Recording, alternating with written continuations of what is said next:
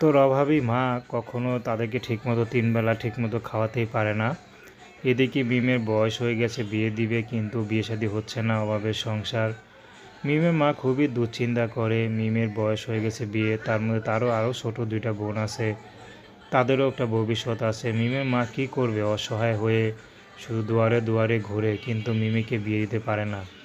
তো শেষমেশ মিম এখন ইউটিউবের মাঝে এসেছে, যদি কেউ তাকে ভালোবেসে আপন করতে চায়, যদি তার সাথে দেখা করতে চায়, সে যেন তার সরাসরি তার বাসা ঠিকানা দিবে।